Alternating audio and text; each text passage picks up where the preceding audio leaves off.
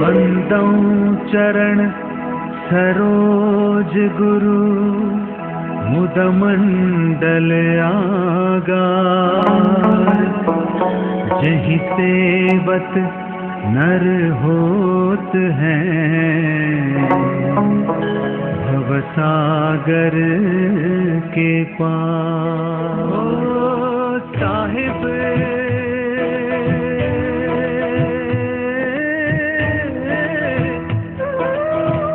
जग में महान है मेरा साहिब, जग में महान है।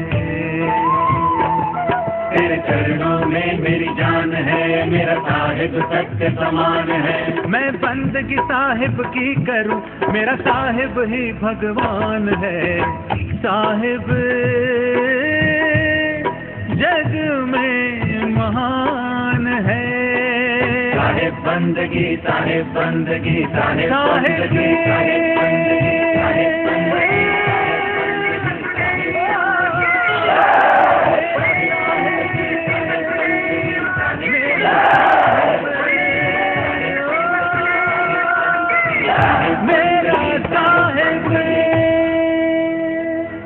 बड़े बड़े सिद्ध साधक भयो। अब शायद कह रहे हैं कालांतर में बड़े बड़े सिद्ध साधक ऋषि मुनि योगी आदि हुए, पर वो नाम नहीं जान पाए। नाम गति वेद के पारा। अब यहां पर विचार उठता है, कालांतर में बड़े बड़े सिद्ध साधक ऋषि मुनि हुए, पर वो नाम नहीं जान पाए। कैसा ये नाम है? ये पोथियों में नहीं मिल सकता है। निराकार निरंजन देवा, यही सरगुण की साधे सेवा, इनमें अटक रहे सब ज्ञानी, यही वस्तु अगम कर मानी। सबने इसी वस्तु को अगम करके माना, नित्य करके माना, सत्य करके माना। आगे का भेद साहब कह रहे हैं कोई भी नहीं जान पाया। खरे सयाने सबई भटके, तीन लोक में सबई अटके। जन्म मरण छूटे नहीं जीव की, खबर न पावे साचे प्यो की। शायद कह रहे हैं जन्म मरण का क्रम छूट नहीं सकता है। ओ ओमकार और है भाई, इनमें सकल रहे अरजाई। आगे भेद न पावे कोई, खोजत खोजत सब गए बिलोई बिगोई। खोजते खोजते सब गुम हो गए, दिलाए गए। कहे कबीर गुप्त घर मेरा, सो निज भेद कहूं काहू ना हेरा। हेरने का मतलब ढूंढना। कह रहे हैं मेरा भेद अत्यंत गुप्त है, कोई भी नहीं जाना। साहब साधारण व्यक्तित्व नहीं थे, इसलिए सरगुण निर्गुण मतमतांतर सभी में साहब की वाणी की चोरी और काटछांट हो रही है। सरगुण क्या, निर्गुण क्या, परा क्या, अपरा क्या, जितनी भी भक्तियां हैं सब में साहब की वाणी को लिया जा रहा है। इनके पार न्यार है नामा, सो है सतपुरुष निजधामा। तहां जीव पावे विश्रामा, बौर आए धरे जगनामा नामा। अर्थात साहब कह रहे हैं इनसे परे सच्चा धाम है, सच्चा घर है। वहां न माया है, न प्रकृति है, न जन्म है, न मरण है। सदा आनंद होते हैं वह घर, कबहू न होत उदासा। धर्मन वा देश समारोह वासा, परम पुरुष जहां आप विराजे, हंसा करत विलासा। कहे कबीर सत विश्वासा, यह निज भेद हमारे पासा। जो निज भेद में दीन बताई, यही नाम बिन यमपुर जाई। यही नाम मूल निसारा, जो पावे सो पहुंचे पारा। कहे कंसन के राई, गुप्त भेद ले चढ़ाई। अर्थात ओम सोंग और अहंकारा, और न प्राण अगमते न्यारा। कोई न आया कोई न जाई, यह खबर कोई ना ही पाई। कह रहे हैं ओहंग सोहंग और अहंकारा,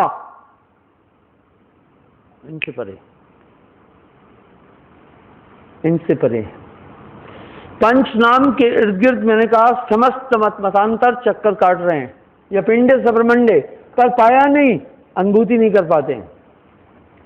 सुरत मान स्थिर करो गुरु में दे समाय, कहे कबीर धर्मदास से तो अगम पंथ लखाए। इसलिए मैंने आपको एक बात कही कि जैसे आंख के ऊपर से मोतियाबिंद हटा दिया जाता है तो विजन पावर तो आंख में है ही, सब कुछ दिखने लगता है। इस प्रकार से सूरत के ऊपर से जब सदगुरु पर्दे हटा देता है, सूरत चेतन कर देता है। सूरत शब्द अभ्यास से सूरत चेतन नहीं होने वाली है, क्योंकि वो जो धुने हैं आपकी सूरत को चेतन नहीं करेगी। दो बिना होए ना अदर आवाजा, ये सूरत बिन सदगुरु चेतन हो ही नहीं सकती है। अदा कर खुद खजाने से छुड़ा ले अपने बंदे को। जब सदगुरु ने ये नाम का सुरमा पाया, उसके बाद में अंदर के विकार सब कुछ नजर आने लग जाते हैं। आंतरिक शत्रु जो किसी भी तरह से जिनकी अनुभूति नहीं होती है, सब परख में आने लग जाते हैं, सब नजर में आने लग जाते हैं। किसी भी कीमत में आदमी बिना इस नाम की ताकत के किसी भी तरह से अपने अंतःकरण पर विजय नहीं प्राप्त कर सकता है, किसी भी प्रकार से अपने अंदर के मत्सरों पर विजय नहीं प्राप्त कर सकता है, किसी भी तरह से मन को देख ही नहीं सकता है। मन को कोई देख न पाए, नाना नाश न चाहे, ये इतना प्रबल है। बड़े बड़े वैज्ञानिक, बड़े बड़े बुद्धिजीवी, बड़े बड़े ऋषि मुनि इस मन के अधीन है। मने निरंजन सबे नचाई, सबको नाच नचा रहा है। साहब का ये शब्द कितना प्रासंगिक है, इस पर गहराई से चिंतन करें। गण गंधर्व ऋषि मुनि और देवा, ये सब लाग मनहि की सेवा। पीर पैगंबर कुतुब औलिया, काल निरंजन सबको दलिया। सिद्ध साधक और जोगी जत्ती, आगे खोज न पाए रत्ती। जाए निरंजन माह समाये, आगे का कोई भेद न पाए, आगे कोई भेद नहीं पा रहे। इस तरह तीन लोक में सबको ये मन नचा रहा है, सबको नचाया जा रहा है। मन को कोई भी व्यक्ति देख नहीं पा रहा है। जब नाम से मूल सुरती आपका सब कॉन्शियस जाग जाता है, उसके बाद में संसार ठीक से समझ में आने लगता है, संसार पढ़ने में आने लगता है, मन ठीक से पढ़ने में आने लगता है। ये क्षमता साधक अपनी किसी भी क्रिया से कभी भी प्राप्त नहीं कर सकता है। ये सिद्धांत तपेल, ये केवल एक पूर्ण गुरु के द्वारा ही संभव है, अन्यथा कभी नहीं। गोस्वामी जी को क्या पड़ी जो कह रहे हैं, गुरु बिन भवन तरह न कोई, जो विरंच शंकर सम होई। गुरु के बिना इस संसार सागर से कोई भी जीव पार नहीं हो सकता है, चाहे वो कितनी भी ताकत क्यों नहीं लगाए। दूसरी बात यह है, आपके अंतःकरण में पूरे सिस्टम सेट है, सभी चीजें सेट है। ये सुरती में रचो संसारा, सूरत का है खेल सारा, इस सुरती के अंदर पूरे सिस्टम्स हैं। आपको मैंने पहले बताया, जिस तरह तत्व हैं अपने अंश की तरफ चलते हैं, अंशी की तरफ चलते हैं। पानी को अगर आप फेंकते हैं तो बहता हुआ वो समुद्र की तरफ जाता है, अपने स्रोत की तरफ जाता है। धरती देखो अपने स्रोत की चारों सराउंडिंग, उसके चारों तरफ चक्कर काट रही है। इसी प्रकार से ये आत्मा को अपने तत्व तक जाने में कोई भी दिक्कत नहीं है। सिर्फ क्या है, इसे मन ने भ्रमित कर रखा है। मन ही अजीब तरीके से इस आत्मा से काम करा रहा है। मन ही स्वरूपी देव निरंजन तो है राग भरमाई। नाम की ताकत मिलने के साथ एक सूक्ष्म वेद की भी उत्पत्ति हो जाती है सुषुम्ना के अंदर। वो आपको पूरा पूरा संरक्षण मिलता रहता है। गलत क्या है, उचित क्या है, अनुचित क्या है, इसको आपको बताने की आवश्यकता नहीं पड़ेगी। उसके बाद हृदय इतना चेतन प्रकाशित हो जाता है। कृताकृत, धर्माधर्म, ये सब चीजें आपको अंतःकरण से स्वयं समझ में आने लग जाएगी। ये नाम के बिना आदमी का हृदय किसी भी कीमत में चेतन नहीं हो सकता है। नाम के बिना हृदय शुद्ध नहीं हो सकता है। नाम के बिना हीन है, नाम के बिना कमजोर है, नाम के बिना मलिन है, नाम के बिना सब वित्सोहीना, नाम बिना मूर्ख सो कहिए आदि ये शब्द क्यों कहे, क्योंकि ये सुरती नाम बिना कभी भी नहीं जाग सकती है। ये जो मूल सुरती है आपका सब कॉन्शियस है, ये हर जीवों में है, यही काम कर रहा है। समस्त प्राणियों में इसको देख सकते हैं। इसलिए ये मूल सुरती एक पूर्ण सदगुरु आपके अंदर जगा देता है। जब ये मूल सुरती जग जाती है, पूरे पूरे खेल ठीक ठीक समझ में आने लग जाते हैं, पूरे पूरे कार्य ठीक ठीक समझ में आने लग जाते हैं, मन पर पूरा पूरा नियंत्रण होने लग जाता है। उसके बाद सीधी सी एक बात होती है, आत्मा जो आज आंख बंद करके मन का समग्र अनुकरण करती जा रही है, उसके बाद आत्मा किसी भी कीमत में मन का अनुकरण नहीं करती है। आत्मा सतर्क रहती है। इसकी हर एक राय मेरे हानि में है, इसका हर एक फैसला मेरे नुकसान में जाता है।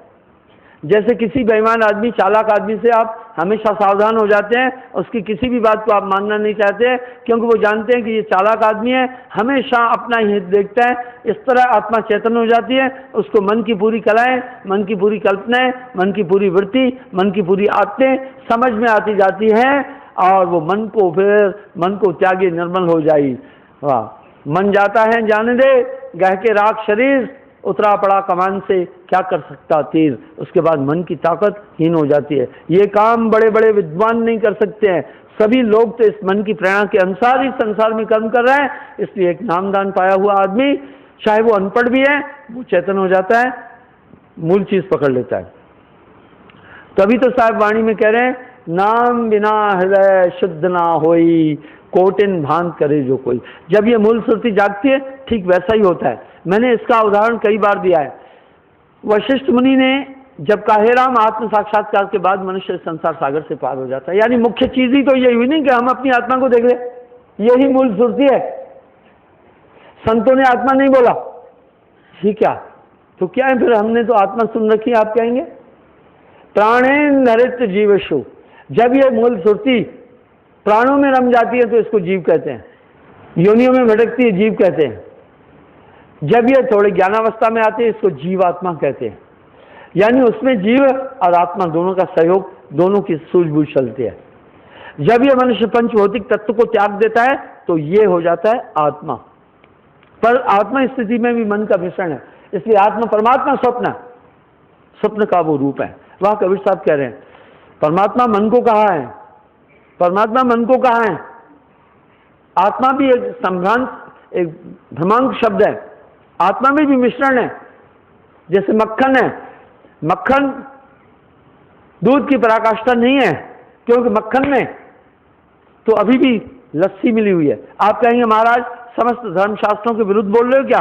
आत्मा, सभी आत्मा आत्मा कह रहे? नहीं, उस आत्मा में मन का भी मिश्रण है। जब मन अत्यंत सूक्ष्म रूप में इस चेतना में रहता है, बहुत सूक्ष्म, तब इसकी संज्ञा है आत्मा। और हंस कब है?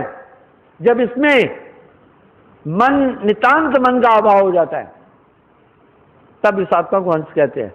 इसलिए कबीर साहब ने अपनी वाणी में, चल हंसा सतलोक, हे हंसा तू अमर लोक का। इसलिए इस आत्मा की मूल स्थिति, इस चेतना की मूल स्थिति को साहब ने इंगित किया है, हंसा कहा। हे हंसा तू अमर लोक का, पड़ा काल बसाई। क्योंकि हंसा क्या करता है? एक शुद्ध पराकाष्ठा इस चेतन सत्ता की बोली। हंसा से एग्जाम्पल दिया।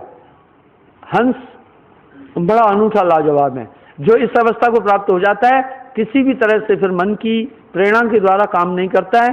हंस एक लाजवाब जीव है। वो दूध और पानी को मिला दे तो पानी छोड़ देता है, दूध पी लेता है। यानी उसके पास इतना गुर, इतनी कला है। इस तरह जो हंस रूप को प्राप्त हो जाता है, वो सार सार अर्थात स्वरूप में रहता है और मन का कहीं भी अनुकरण नहीं करता है, वो चेतन हो जाता है। इसलिए साहब ने हंस शब्द को इंगित किया। कुछ कुछ मत मतांतरों में भी हंस कहा गया, हंस की संज्ञा दी गई। आगे कह रहे हैं, ब्रह्मांडे सोई पिंडे जाना, ताके आगे पद निर्माणा। यानी इस ब्रह्मांड के परे पिंड ब्रह्मांड को तहा न लेखा, शोकाशोक तहा न देखा। नाम निरंतर कहे बखानी, सुन धर्मदास कहे मुख ज्ञानी। मकरतार से झीनी धागा, बिरला कोई संत तह पागा। निअक्षर निश्वास निजाता, आनंद कंस सत सोई दाता। निर्गुण सरगुण सबके पारा, नहीं जाए उपजे नहीं ते हमारा। वाह! निर्गुण सरगुण दोनों से परे। मकर तार से झीनी डोरी, वाह! मकड़ी के तार से भी मकर तार के भेद को जानत सन सुजान। ये मकर तार का भेद है सुरती, मूल सुरती के सूत्रों द्वारा जाना।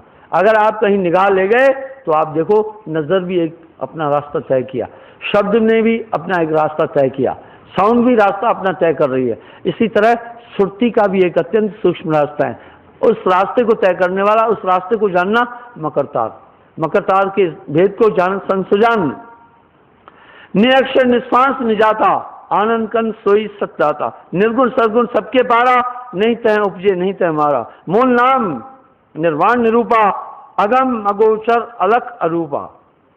तो अगम है वो मूल नाम, अगोचर, अगोचर क्या है? अ नकारात्मक, गो इंद्रियां, चर देखे, जो इंद्रियों का विषय नहीं है उसको कहते हैं अगोचर, जिसे किसी भी इंद्रिय द्वारा नहीं जाना जा सके। कर्म ज्ञान इंद्रियां और सूक्ष्म इंद्रियों का भी जो सब्जेक्ट नहीं है। इसका मतलब है हमारा जो भी हम चेष्टाएं कर रहे हैं 14 इंद्रियों के द्वारा कर रहे हैं, ये इनसे नहीं पाया जा सकता, उससे नहीं जाना जा सकता। यही बात वासुदेव कृष्ण ने कहा, हे अर्जुन, हम उस परम तत्व को सूक्ष्म कर्म ज्ञान इंद्रियों से भी नहीं पा सकते हैं, नहीं जाना जा सकता है। और हे अर्जुन, वो अंतःकरण की 4 सूक्ष्म इंद्रियों का भी विषय नहीं है। ये 14 इंद्रियां 14 अंतःकरण कहलाती हैं। 5 कर्मेंद्रियां, 5 ज्ञानेंद्रियां। कर्मेंद्रियां हैं पैर, मूलाधार चक्र, शिशन इंद्री, मुख और हाथ, ये कर्मेंद्रियां हैं। ज्ञानेंद्रियां आंखें बोध कराती है, माता बैठी है, बहन बैठी है, कौन बैठा है, इसलिए ज्ञानेंद्रिय है। कान में भी ऐसा सिस्टम है, शब्दों का पूरा पूरा बोध, शब्दों से ये माइक वगैरह बने हैं, कानों से। आइए हम देखते हैं नासिका ज्ञानेंद्रिय एक सिस्टम है, हर एक महत्व को अलग अलग करके बताए, इसके अंदर अपना एक सिस्टम है। मुख कर्मेंद्रिय भी है, ज्ञानेंद्रिय भी है, शब्दों का उच्चारण हम मुख से करें। त्वचा स्किन, ये शीत उष्ण का ज्ञान देती है।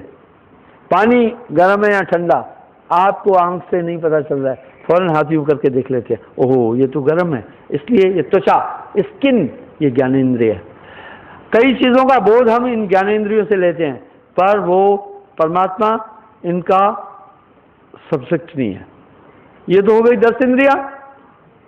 4 अंतःकरण की इंद्रियां, मन, बुद्धि, चित्त, अहंकार। मन से ये भी सूक्ष्म इंद्रियां कहलाती है, दिख नहीं रही है लेकिन ये इंद्रियां हैं। मन से संकल्प, मन का बुद्धि निश्चय करती है, हम तमाम काम इस बुद्धि के द्वारा मनुष्य करता है, फैसला